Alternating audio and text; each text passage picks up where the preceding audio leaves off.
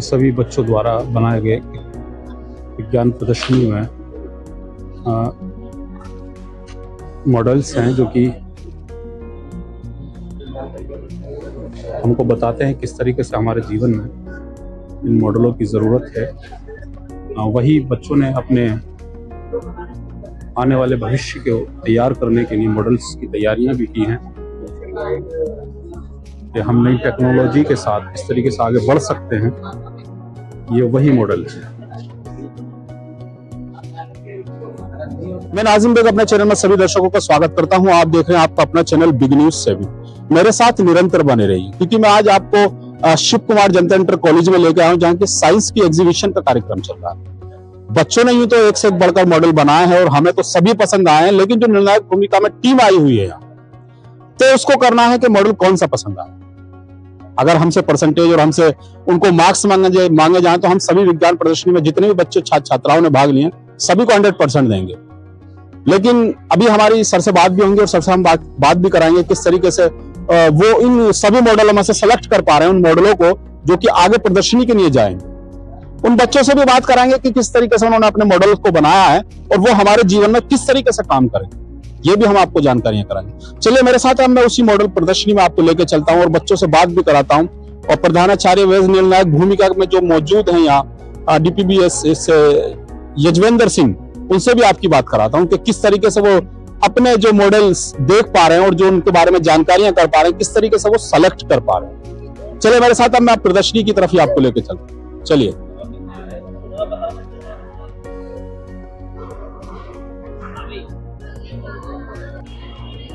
Sir, आज शिव कुमार जनता inter college में science exhibition का कार्यक्रम चल रहा है। क्या कार्यक्रम है और बच्चों को क्या किस तरीके से प्रोत्साहन कर पा रहे हैं? नाजिम बाबू, विज्ञान हमारे देश के लिए, विश्व के लिए, प्राणी मात्र के लिए अत्यंत आवश्यक है।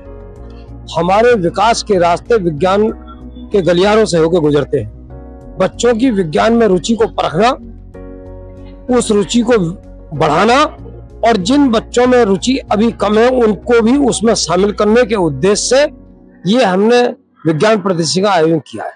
इसमें हमने कुछ बाहर से भी लोग बुलाए, अपने विद्यालय के शिक्षक भी हैं। आज हम इन बच्चों की रुचि को परख रहे हैं। अब इसमें फिर सुधार करने के उद्देश्य से दोबारा एक विज्ञान प्रदर्शनी आयोजित करेंगे और इसके बाद एक बड़ी विज्ञान प्रदर्शनी आयोजित करेंगे ताकि हमारे बच्चे वैज्ञानिक का रूप ले सकें। अच्छा सर, इसमें फर्स्ट, सेकंड, थर्ड का कैसे सिलेक्शन हो पाएगा? इस सब के लिए टीम बनाई गई है और टीम अपना काम कर रही है। जो नियम के तहत जो नियमावली हमने बनाई है उसी में जो है टीम फर्स्ट, सेकंड, थर्ड करेगी। अच्छा सर, हम देख पा रहे हैं कि विज्ञान प्रदर्शनी में सभी बच्चों ने एक से एक बढ़कर मॉडल बनाया है, तो इसमें आपको कौन सा मॉडल अच्छा लगा है? आप देखिए, ये फैसला मैं नहीं कर सकता क्योंकि टीम बनी है और वैज्ञानिकों की टीम है। मैं भूगोल का विद्यार्थी रहा हूँ और मैं विज्ञान के बारे में कुछ भी टिप्पणी करूंगा तो थोड़ा ठीक नहीं रहेगा, क्योंकि जिसके पास जाता हूँ उसका दूसरे से अच्छा लगता है। इसलिए वैज्ञानिक टीम ही इसका फैसला करेगी। चलिए, सर बता रहे हैं कि जो टीम बनाई गई है निर्णायक भूमिका में, वो निर्णय ले पाएगी फर्स्ट, सेकंड, थर्ड कौन रहा है। लेकिन जितने मॉडलों को CP अग्रवाल जी देख पाए प्रधानाचार्य के तौर पर, वो बता रहे हैं मुझे एक से बढ़कर एक मॉडल पसंद आया और मैं किसी को किसी को ये भी नहीं कह सकता कि आपका मॉडल गलत है। चलिए मेरे साथ, मैं उस टीम से ही आपकी बात भी कराता हूँ। हमारे साथ निर्णायक भूमिका में जो विज्ञान प्रदर्शनी को मॉडलों की जानकारियां कर पा रहे हैं छात्र छात्राओं से।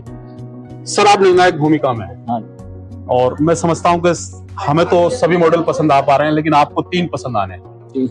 तो ये कौन कौन से मॉडल हैं? अभी तक आप इतने सारे मॉडलों पर आए हैं, ऐसी प्रदर्शनी और क्या बच्चों ने यहाँ रोल मॉडल? बच्चों ने अपने हिसाब से बहुत ही अच्छे मॉडल्स बनाए हैं। सारे मॉडल्स अच्छे हैं, लेकिन उनमें से भी अगर मैं अभी तक सिलेक्शन करने का जो क्राइटेरिया है, तो आपकी मॉडल में क्या आपकी अपना ओरिजिनल क्या है, क्योंकि मॉडल मैंने कहीं से देखा और बना दिया, वो भी मॉडल है।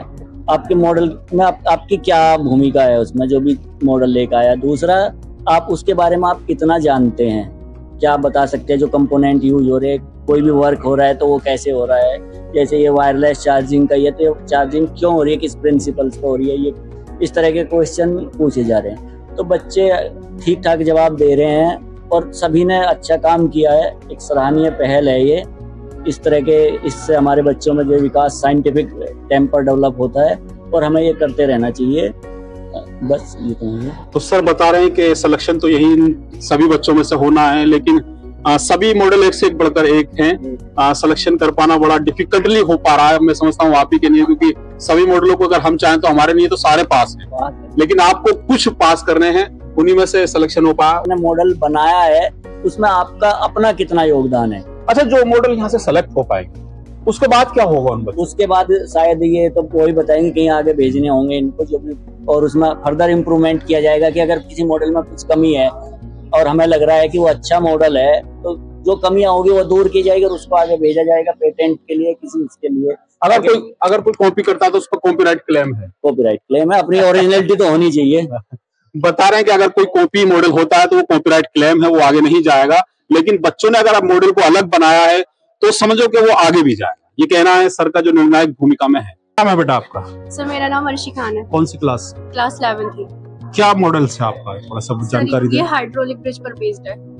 क्या होता है इससे, क्या हमारे जीवन में ये? सर इससे ये होता है कि जब दो कंट्री के बीच में कोई भी मटेरियल इंपोर्ट और एक्सपोर्ट किया जाता है तो बड़े बड़े शिप्स जो होते हैं वो ब्रिज से आर पार से पास नहीं हो पाते हैं। तो इससे ये फायदा है हाइड्रोलिक ब्रिज से कि जब हम इसमें ऐसे इस तरीके से ओपन हो जाएगा, जिससे हमारे जो बड़े बड़े शिप्स होते हैं जिसमें मटेरियल्स होते हैं वो ऐसे पास हो जाएगा आसानी से और ये वापस से अपनी पोजीशन पर आ जाएगा। इसको पार होने के बाद इससे हम अपने पोजीशन पर आ जाएगा, ऐसा है या कुछ उसको करना पड़ेगा? हाँ सर, इसमें तो हमें थोड़ा करना पड़ेगा। अच्छा, ये मॉडल किसी एक सिटी में भी मौजूद है, कहाँ है वो? सिटी में, हमारे इंडिया में तमिलनाडु में है और इंग्लैंड में। ये उस मॉडल को देखकर बनाया है उन्होंने, और एक मैसेज भी दिया है कि हम उस जगह पर ब्रिज भी बना सकते हैं जहां पर कहते हैं कि पानी का बहाव ज्यादा है, ब्रिज आसानी से नहीं बन सकता। लेकिन इस जो पद्धति, जो एक विज्ञान के बनाया है इन्होंने, जो मॉडल बनाया उससे आसान हो सकता है, क्योंकि ऑटोमेटिकली जब ये किश्ती यहाँ से गुजरेगी और जब शिप यहाँ से निकलेंगे, ऊंची शिप, वो ये पुल टूट जाएगा बीच में, जो एक देहाती भाषा में होता है, उसके बाद वो पुल उन्हें वहां पर जुड़ जाएगा। बेटा आपका क्या मॉडल है, क्या नाम है आपका? सर उमा गर्ग। उमा गर्ग कौन सी क्लास में? 11th।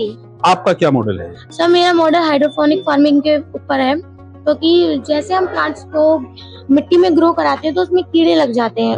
उसके लिए हम फर्टिलाइजर डालते हैं, उससे कीड़े तो मर जाते हैं, पर उससे हमारे शरीर, उसे खाने से हमारे शरीर में बहुत सारे बीमारियां जैसे कैंसर वगैरह हो जाते हैं। तो अगर हम इस तरह से करेंगे फार्मिंग, तो हम इसमें बिना मिट्टी के यूज करेंगे और वाटर जो हम इसमें सप्लाई करेंगे उसमें कैल्शियम, पोटास, जिंक, सल्फर जैसे न्यूट्रिएंट मिले होंगे, जिससे इस तरह से उगाए गए जो हमारे प्लांट्स है वो ऑर्गेनिक होंगे और हमारी हेल्थ के लिए भी काफी अच्छे होंगे।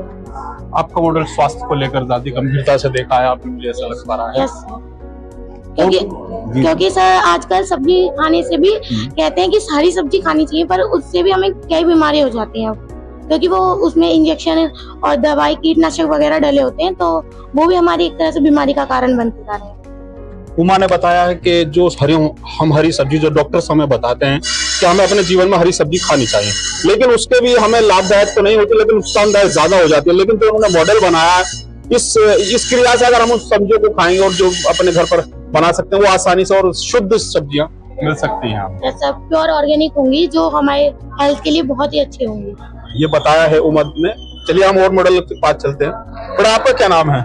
सर मेरा नाम निशु है। मतलब सर हमने ह्यूमन, कौन सी क्लास से? 11th। आपका क्या मॉडल है? सर हमने ह्यूमन आई के ऊपर मॉडल बनाया है सर। मतलब अगर इस पे कोई लेजर लाइट या मतलब कुछ चीज रोशनी वगैरह के सामने लेके जाते हैं तो ये वर्क करता है। अगर रोशनी के सामने लेके जाएंगे तो ये हाई हो जाएगी लाइट से, और हाथ मतलब कुछ भी चीजें से अगर बंद कर देंगे तो ये अपने आप ही डिम हो जाएगी।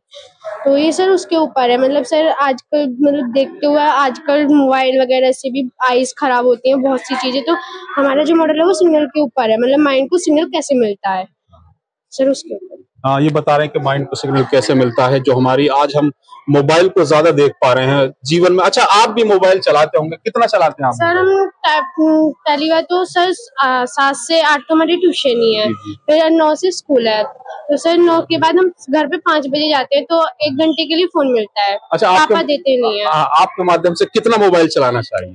सर ज्यादा नहीं, 2 घंटे मतलब मैक्सिमम 2 घंटे। बता रहे हैं कि जितना आप जाग पा रहे हैं या जितना आंखों से देख पा रहे हैं, 2 घंटा आप अगर मोबाइल चलाएंगे तो ठीक है, अगर उससे ज्यादा इस्तेमाल सर शाम को मतलब आधा या 1 घंटा शाम को चला लो और आधा 1 घंटा सुबह चला लो बस। अच्छा, जैसे हम देख पा रहे हैं कि सारी चीजें अब मोबाइल पर ही हैं, आपकी क्लासेस भी मोबाइल पर है, तो मोबाइल तो ज्यादा चलाना पड़ेगा। सर तो सर वो मतलब सर उसके ऊपर तो कुछ वो करनी चाहिए, कार्रवाई भी करनी चाहिए, मतलब कुछ तो। खैर बता पा रहे हैं कि मोबाइल अपनी जिंदगी में इस्तेमाल कम करें, जिससे कि जो हमारे मोबाइल से सारी बीमारियां भी हमारे जो माइंड में है और जो आंखों की सारी जो बीमारियां हम हो पा रही है वो मोबाइल ही देन है, लेकिन हमारा फ्यूचर भी मोबाइल की ही देन है। ये भी आगे जो फ्यूचर जाना वो भी मोबाइल से ही है। ज्योति। कौन सी क्लास से? 11th। क्या मॉडल से आपका? मेरा ऑटोमेटिक स्ट्रीट लाइट। जी। मतलब जो इस सड़क पर स्ट्रीट लाइट लगी हुई होती है, माना जाता है कि 40% लाइट हमारी वहीं से वेस्ट होती है। जो 40% लाइट हमारी वेस्ट होती है, अगर उसे हम कहीं और यूज करें तो हमारा उसमें फायदा है। तो सर इसमें मैंने सेंसर यूज किया है, अंधेरा होते ही खुद लाइट ऑन हो जाएगी और उजाला होते ही खुद लाइट बंद हो जाएगी। इससे ना ही तो हमें किसी स्विच की जरूरत है ऑन की, ना ही ऑफ की।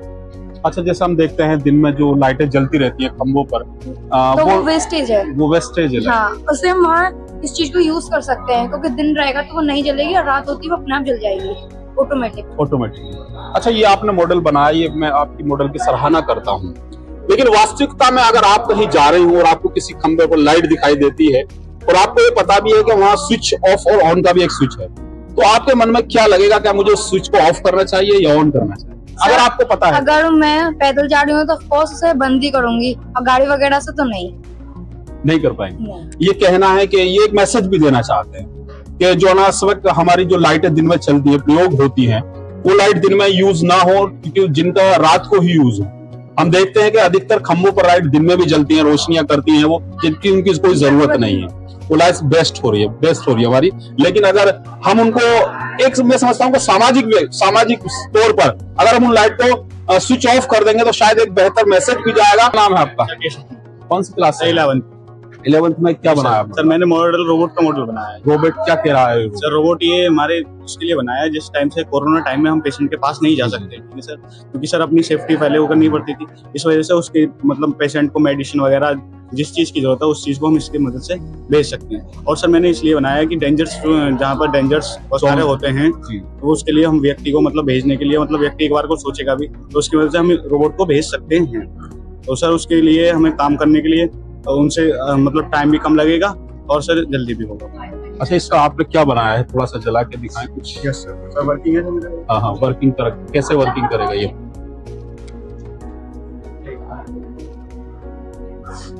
ये वर्किंग करके बता रहे हैं किस तरीके से मॉडल इनका वर्क करेगा। मेरे साथ हैं जो छात्र हैं, ये आगे पीछे हो रहा, शायद आप देख पा रहे हो।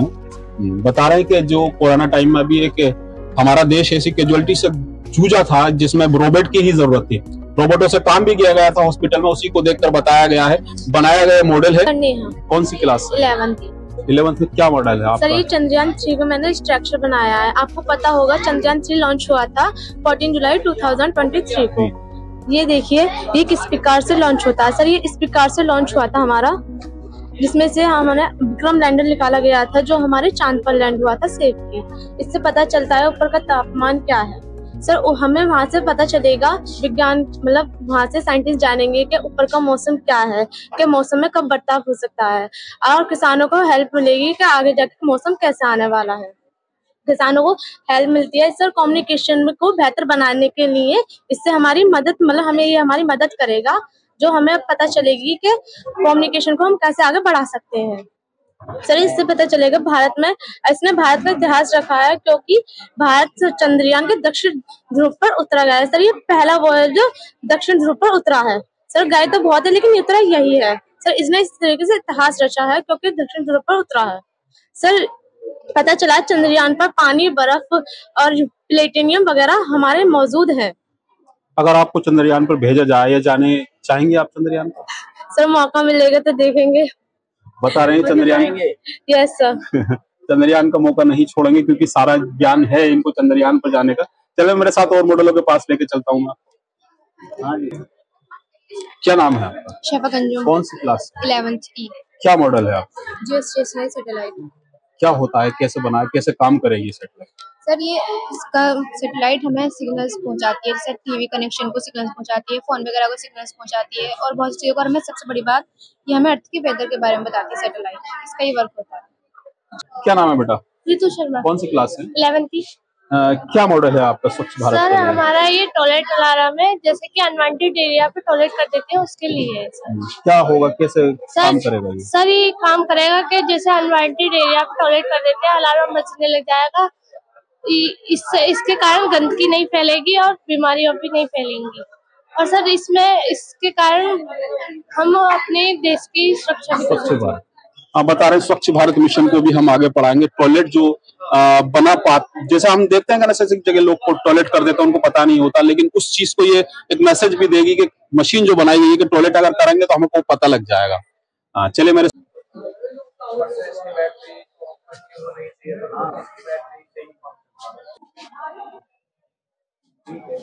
इसमें कुछ ऐसा सोचो कि लोग कम से कम हो।